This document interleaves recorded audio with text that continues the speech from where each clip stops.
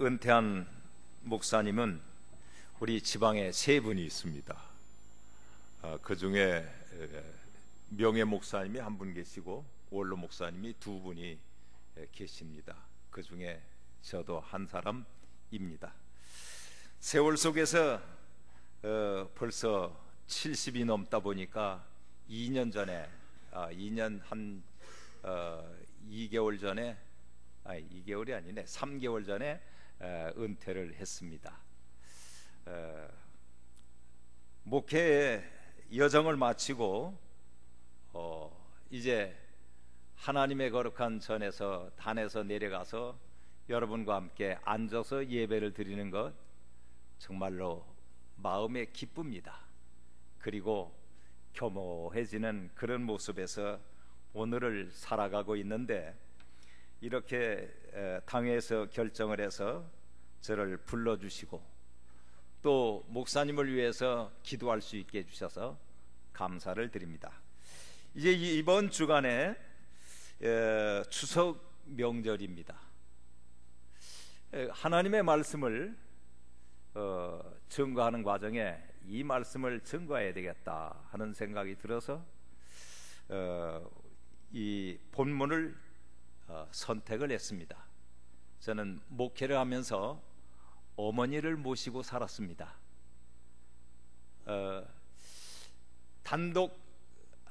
전도사 때서부터 그 단칸방에서부터 어머님을 모셨습니다. 아름목의 어머니, 그 다음에 집사람, 그 다음에 나. 그래서 한 입을 덮고 자면서 어머님을 모셨습니다. 24년간을 모시다가 어머님이 하늘나라로 이사를 가셨습니다. 12월 31일쯤 됐는데 그 전에 그 한 이틀 전에 어머니가 세상을 떠나시려고 그래요. 그러니까 집사람이 어머니 이 겨울에 세상을 떠나시면은 아들 며느리 너무 고생을 해요. 고향의 조치원 그 세종시인데 그곳에 어머님을 모셔드리려면은 땅이 얼고 힘들으니까 어머니 이왕이면은 따뜻할 때 하늘나라에 가셨으면 좋겠습니다. 그러니까는 어머님이 하시는 말씀이 그래 내 말대로 해주마 그러시더라고요. 31일 날 돌아가시게 됐어요. 그런데 집사람이 어머니 약속한 것하고는 틀리지 않습니까?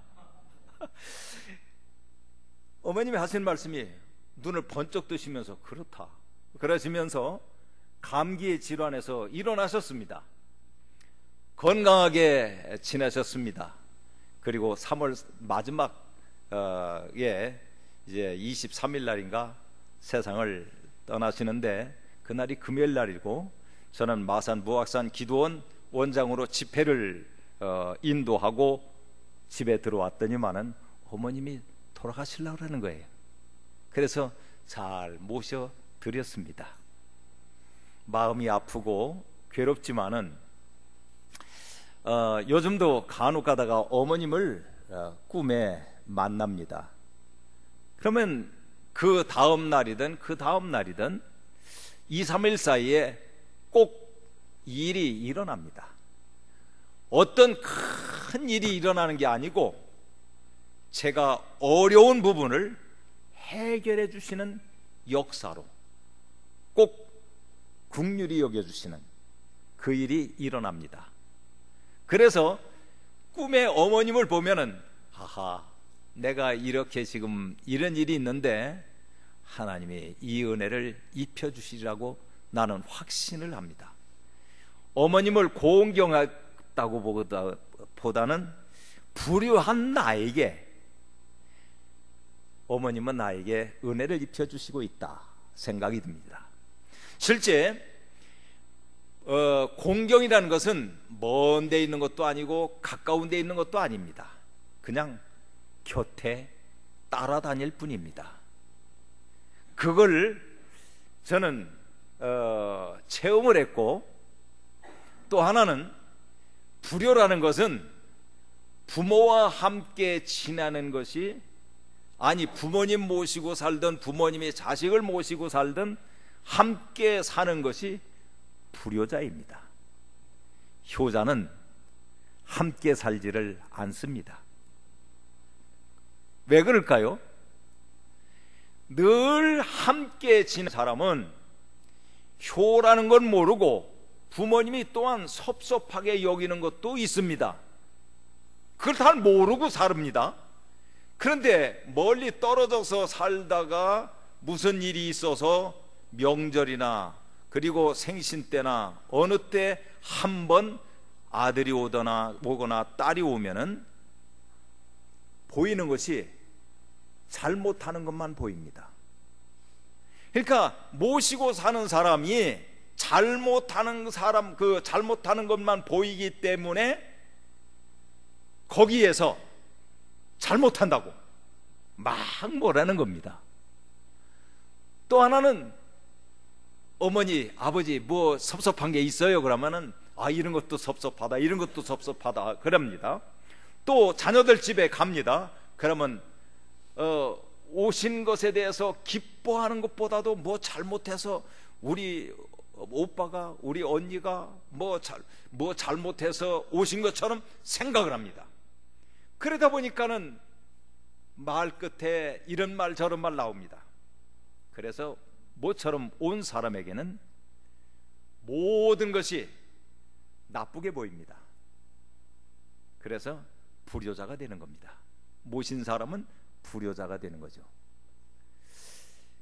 그런 것을 여러분은 느끼셨는지 안 느끼셨는지는 몰라도 제가 목회를 하면서 어머님을 모시고 살다 보니까 그런 일들을 많이 느꼈습니다. 왜 그럴까요? 제가 막내거든요. 형님이 위에 3분이 계십니다. 누님은 결혼을 했으니까 뭐 5분이 계십니다만은 다 결혼하신 분이니까는 상관없습니다. 근데 막내, 제일 쪽말인 우리 어머님이 9남매를 낳아서 기른 막내 9번째 타자입니다. 그런 막내가 모시고 살다 보니까 이런 일들을 많이 느꼈다는 얘기입니다. 그리고 막내가 모신 집안에는 평안하지를 않습니다. 어른들이 모시면은 평안하지만은 막내가 모신 집에는 불안한 요소가 많이 있습니다. 그렇기 때문에 공경이라는 것은 가까우면서도 먼 것이고 멀면서도 가까운 것입니다. 실제 이 부모님이 세상을 떠난 다음에 제일 많이 울고 괴로움을 겪는 사람은 모시고 산 사람입니다. 그렇기 때문에 이 모신 사람이 얼마나 귀할까 그런 생각을 해보면서 며칠 전 조선일보에 보니까 어떤 말이 나오느냐 하면은 이런 얘기가 있더라고요.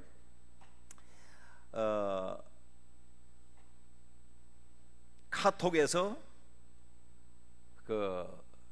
이민을 갔다고.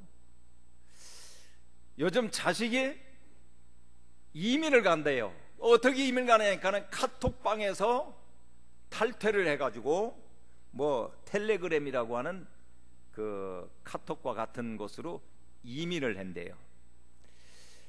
우리가 알고 많이 쓰는 것은 카톡입니다. 텔레그램은 들어보신 분이 있어요? 사용하고 계십니까? 근데 저도 그건 모르겠어요. 그런데 카톡은 기록한 모든 것이 남는데 텔레그램은 하나도 남질 않는데요. 오늘 보내고 나면은 그 다음 날은 삭제되고 그 기록이 없대요. 카톡방에 며느리가 이런 얘기 저런 얘기를 써놨는데 다른 사람들이 서로 오고 가는 것을 어머니가 카톡에서 싹 보고서는 그럴 수 있느냐 그런다는 거예요. 그리고 이번 명절에는 선물보다는 돈을 다고 이러면서 일들이 그 카톡에 나온 것을 보고 깜짝 깜짝 놀라고서는 이래서는 안 되겠다 해가지고서는 며느리도 아들도 카톡방에서 텔레그램으로 이 이민을 간다는 거예요. 이해를 하십니까? 우리 모두는 범인입니다. 범인이에요. 무슨 범인? 공경한다고 하는 마음은 있지만은 그것이 멀고 가깝고 그런 느낌 속에서 살고 있기 때문에 우리는 범인이라는 거예요. 사람은 다 늙습니다. 언젠가는 이 세상을 다 자녀들에게 남겨주고 떠나게 돼 있습니다. 자녀들은 부모님의 흔적, 눈물과 땀 흘렸던 흔적을 가지고 자녀들은 오늘을 살아갈 것입니다. 또 그 자녀들은 그렇게 흔적을 이어받아 가지고 또 살아갈 겁니다. 사람은 유한의 존재가 아니라 무한의 존재가 아니라 유한의 존재, 어느 시간까지가 있습니다. 저는 기도를 드릴 때 이렇게 기도합니다. 하나님, 저에게 주어진 시간이 언제인지는 모르지만 그 시간까지 이 아픔과 괴로움도 여기에서 머물러 주시고, 그리고 이 아픔과 더불어 동행을 하다가 하나님의 시간, 저에게 주어진 시간에 갈 수 있게 해달라고 기도를 드립니다. 우리 교단에 안창기 목사님이 계셨습니다. 총회장까지 하신 분인데 한날 저한테 와서 임 목사, 내가 부탁할 게 있는데 뭐예요? 그래. 임 목사 기도 많이 하지 않느냐? 그러니까 꼭 기도해달라고. 내 집사람이 시장을 보러 간다고 LA에서 사는데 가다가 그 보도브록과 도로 사이에 그 층 요만큼 높은 그 자리에서 넘어져 가지고 그대로 세상을 떠났대요. 너무 마음이 아파가지고 그답 혼자 지내면서 나이도 이제 많아지니까 오랜 세월 속에 지나다가 우리나라에 와서 임 목사 부탁한다 하면서 그 부탁을 드리더라고요. 나 죽을 때 건강하게 지나다가 집사람처럼 순간적으로 넘어져서 죽었지만은 그런 깨끗한 죽음을 갖기를 원한다. 그리 말씀을 하시더라고요. 그래서 저도 그렇게 기도를 드리는데 한날 저희 어머님이 80에 맹장 수술을 하게 됐어요. 맹장 수술을 해드렸습니다. 22일 만에 퇴원을 하시게 됐어요. 어머님이 하시는 말씀이, 얘야, 나 좀 오래 살고 싶다 그러시는 거예요. 그래서 그러셔야죠. 그래서는 기도를 드리면서 어머님 90까지는 보장을 해드릴게요. 아들이 90까지는 보장을 해드릴 테니까 걱정하지 마세요 그랬더니만은 아주 싱글벙글 하시면서 아멘 하시더라고요. 이제 90이 되셨습니다. 아들아, 나 90까지 보장해 준댔는데 조금 더 살으면 안 되겠느냐? 그러시길래 저는 어머니 보장은 90까지 해드린다고 그랬는데 그 다음에는 모르겠어요. 어머니 사시는 날까지 지켜드릴 테니까 걱정하지 마세요. 그랬더니만 알았다 하시고서 92세에 세상을 떠나셨습니다. 부모 공경은 이 10계명 중에 몇 번째에 있느냐 하면은 5번째에 있습니다. 요 앞으로 4계명은 하나님과 나와의 관계인데 이 4계명은 아주 굉장히 중요합니다. 그리고 6번째서부터 10번째인 이 5가지는 나와 사람들과의 사이입니다. 그런데 부모 공경은 요 5번째인데 중간에 딱 하나님 경외 외에 첫 번째로 주신 것입니다. 약속 있는 첫 계명이 부모님을 공경하는 것이었습니다. 왜 이 중간에 하나님 경외 다음에 바로 부모에 대해서 이야기하고 있느냐라고 하는 것입니다. 그렇기 때문에 부모 공경은 굉장히 무게 있게 다루는 것이고 가볍게 다루는 것이 아닙니다. 부모 공경은 이건 영원한 것입니다. 왜냐하면 부모 공경할 줄 모르는 사람은 하나님 경외하는 게 아니라는 거예요. 놀랄 일이죠.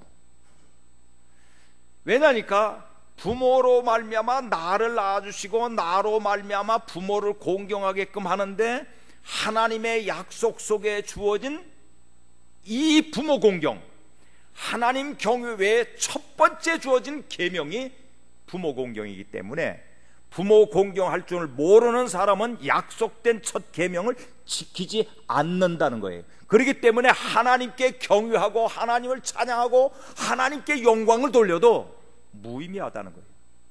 너 부모를 공경할 줄 모르는 자가 하나님을 경외한다는, 나를 경외한다는 것이 말이 되느냐 하는 겁니다. 부모 없이 내가 없습니다. 부모가 나를 낳아주셨고 나를 길러주었고 나를 먹여주었고 나를 키워줬습니다. 그렇기 때문에 우리는 부모라는 것은 항상 멀고도 가까우며 가까우도 멀며 공경이라는 그 자체의 단어가 그렇게 되면서 우리는 공경할 줄 아는, 마음에 품는 그런 것이 중요하다는 겁니다. 세대는 변했습니다. 예수님께서 하나님의 말씀을 증거하는 과정에 고르반이라는 말을 썼습니다. 그 고르반이라는 말을 보면은 오늘 세대와 같습니다. 뭐냐면은 자녀들은 중요시 여기는데 부모는 경홀히 여기는 사건이 고르반이라는 단어입니다. 그래서 자녀들에게는 먹이고 입히고 가르치고 시집장가를 보내는데 부모님께 드리는 것은 정말로 아깝다는 겁니다. 그게 성경에 기록되어 있지 않습니까? 고르반. 하나님께 드릴 것을, 부모님께 드릴 것을 자식에게 드렸다고 하는 것으로서 끝내는 것이 고르반이라는 통장입니다. 그래서 예수님은 버리지 말으라, 이것도 버리지 말고 저것도 버리지 말고 다 해야 된다 하는 것으로서 공경을 말하고 있습니다.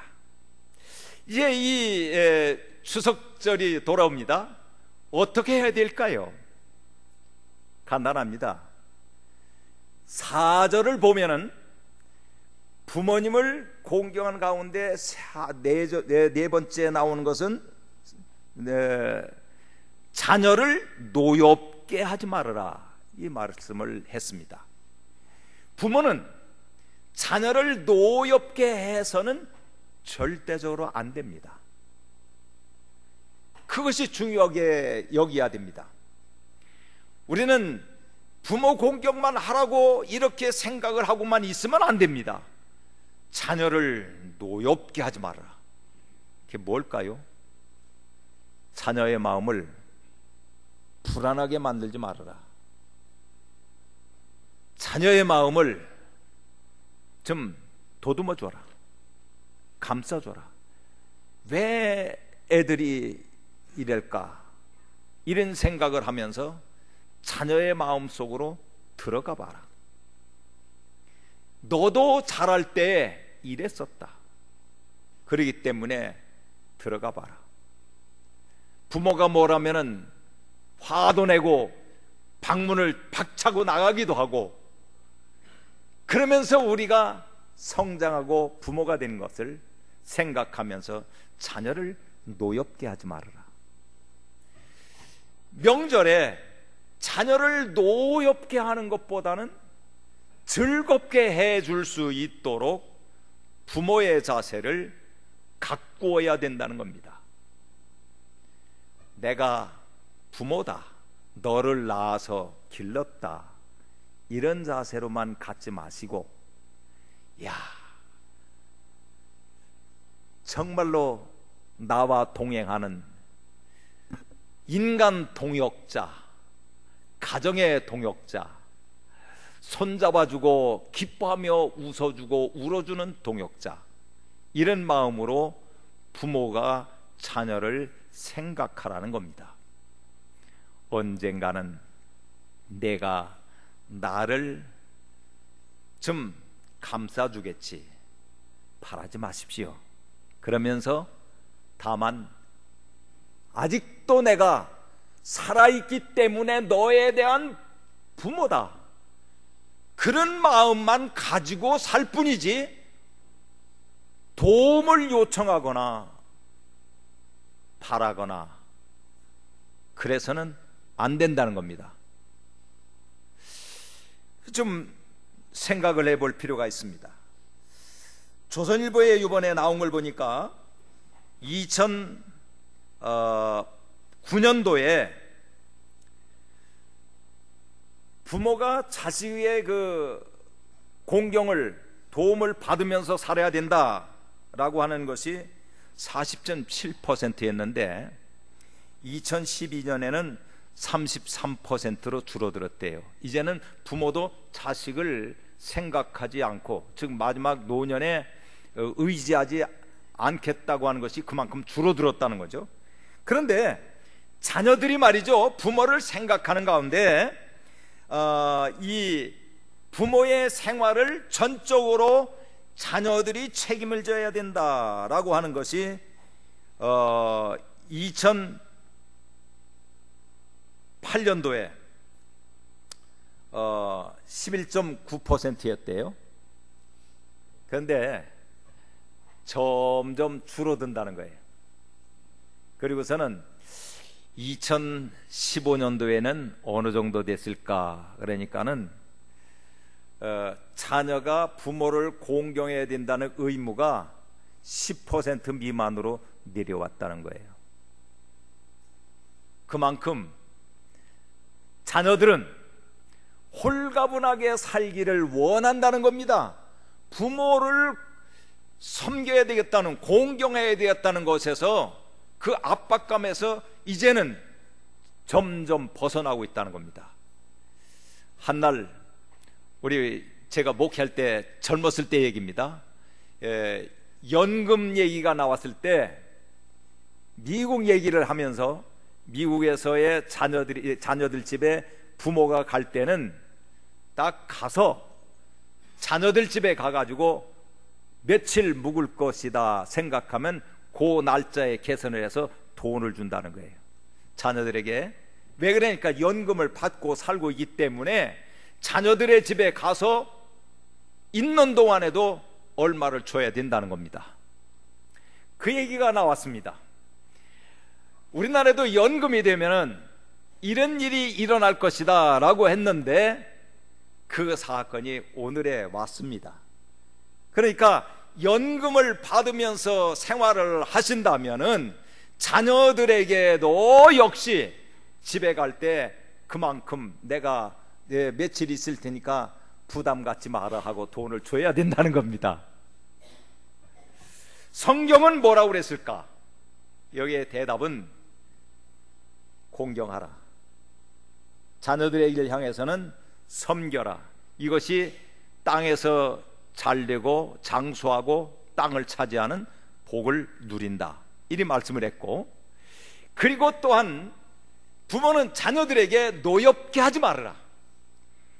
그래야 노년의 생활이 편안해진다는 겁니다.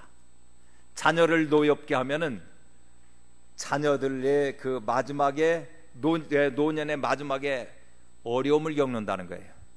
그러니까 노엽게 해주지 말고, 그리고 자녀들은 좀 노염을 받아도 풀어버리고 공경하는 그 자세를 가져야 된다, 이것을 성경에서 말씀을 합니다.